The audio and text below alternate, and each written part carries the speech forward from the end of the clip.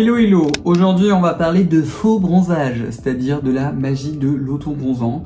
C'est vraiment une vidéo qui est 100% dédiée pour vous parce que personnellement sur moi, je n'aime pas du tout avoir l'air bronzé. Moi dès que j'ai la moindre trace de bronzage, je suis en mode oh Dieu, quelle horreur, j'ai détruit ma peau. Donc du coup j'aime pas, et même l'auto-bronzant c'est pas quelque chose que j'aime en particulier.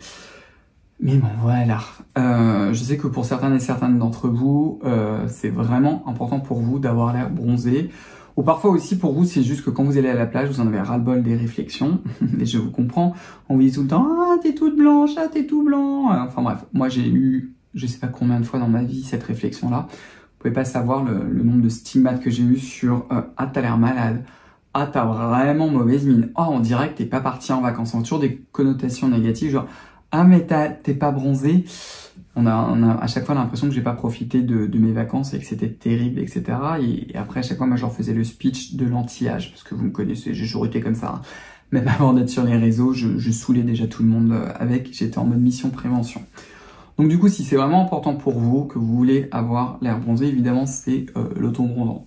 Un excellent auto-bronzant visage, ça fait longtemps que je l'ai pas réessayé, parce que je vous ai dit, pour moi, à chaque fois, je suis en mode non, satanas. C'est celui de chez Clarins. Sinon, vous en avez aussi deux de chez Laboratoire Biarritz. Je ne les ai pas essayés, donc je ne sais pas.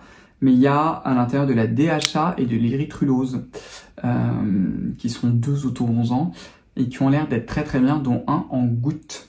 Donc voilà, il faudrait que, à l'occasion, j'essaye. C'est vraiment pour vous, hein.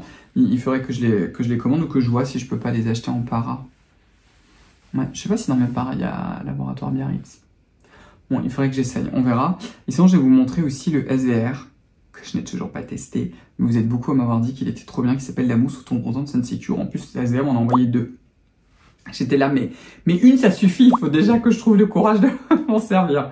Ce produit-là, alors je vous le dis tout de suite, surtout ne le mélangez pas. Est-ce qu'ils l'ont écrit derrière?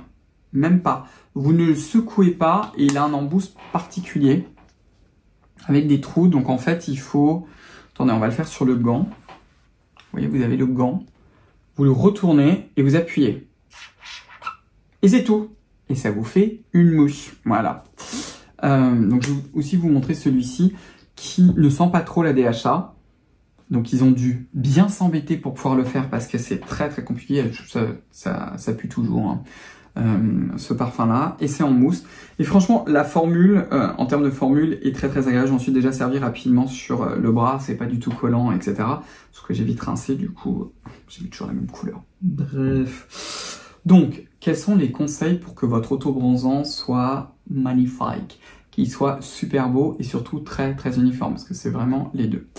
Le premier élément, c'est sur l'exfoliation. Ça c'est vraiment important d'avoir une peau parfaitement exfolié, en particulier au moment de la première application, parce que sinon ça va un peu s'accrocher partout.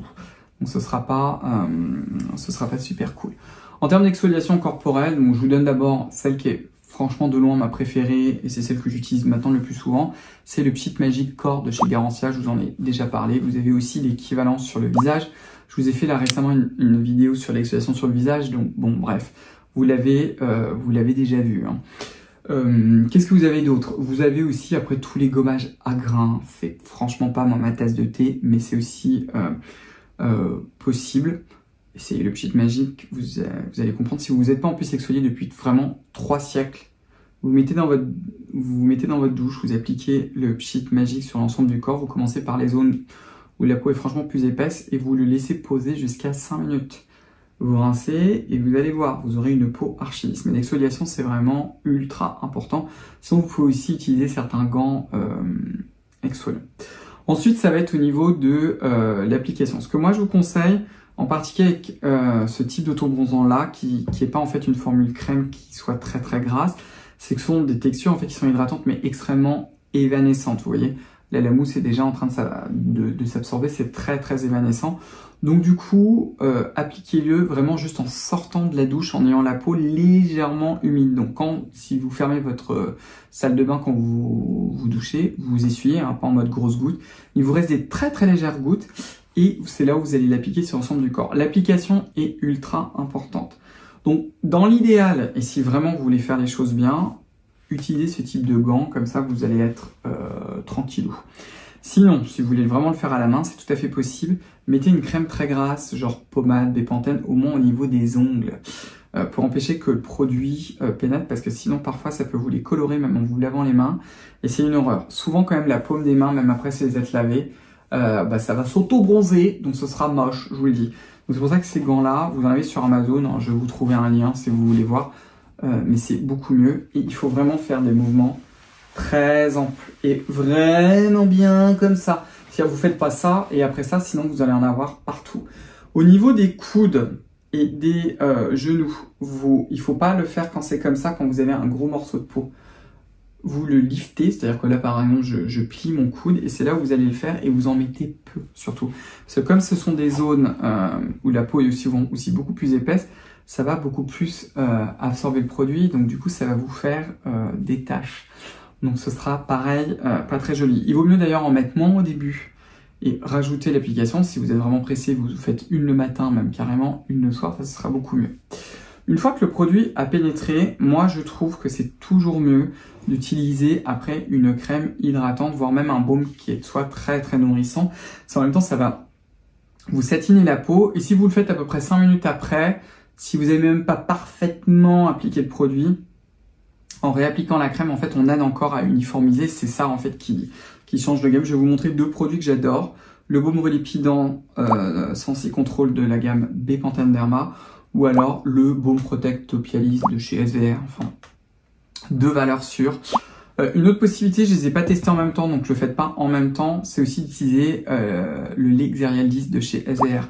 Ce que vous pouvez faire, par exemple, c'est faire votre auto-bronzant le soir et appliquer une des deux crèmes hydratantes dont je viens de vous parler, qui sont en réalité des baumes, hein, et par exemple le matin, faire le Xerial 10. Le Xerial 10, comme ça contient 10% de chez SVR, hein, comme ça contient 10% d'urée, ça va avoir cette activité légèrement exfoliante, mais qui est légère. Donc du coup, ça va pas complètement vous détruire votre auto-bronzant que vous venez faire, parce que ça colore que la surface des cellules, mais ça va permettre en fait vraiment d'avoir un bronzage ultra uniforme, et puis vous faites par exemple votre auto-bronzant tous les soirs.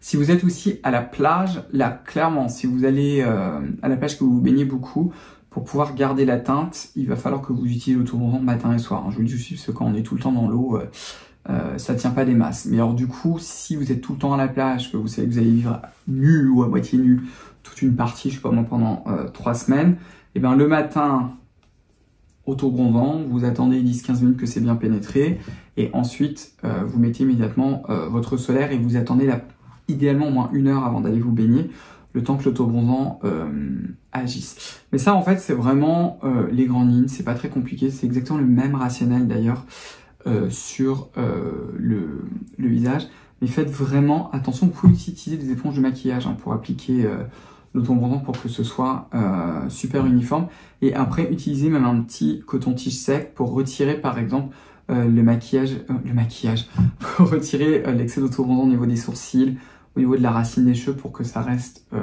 assez joli. Autre chose aussi, alors évidemment c'est à votre choix, mais si vous avez de la pilosité corporelle, alors soit, si vous avez envie évidemment, vous la retirez, c'est toujours mieux, soit vraiment avec le gant sur la zone où vous l'avez, il faut vraiment bien faire comme ça, parce que parfois, si on le fait pas avec un poil long, ça va pas être uniforme en fait, l'application.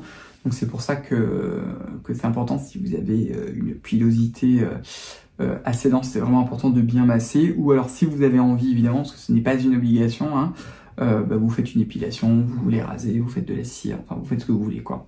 Et vous avez un peu compris. Donc voilà un petit peu les grandes étapes clés pour avoir un faux bronzage magnifique, si vraiment c'est quelque chose dont vous avez envie et qui vous fait plaisir. Et c'est quelque chose que vous pouvez évidemment appliquer toute l'année. Et je vous rappelle également que l'auto-bronzant ne protège absolument pas du soleil, donc mettez votre protection solaire. Voilà. Donc si cette vidéo vous a plu, je vous invite à me donner un pouce bleu, à vous abonner, à enclencher la cloche de notification. Laissez-moi des commentaires, c'est toujours un plaisir pour moi de vous lire.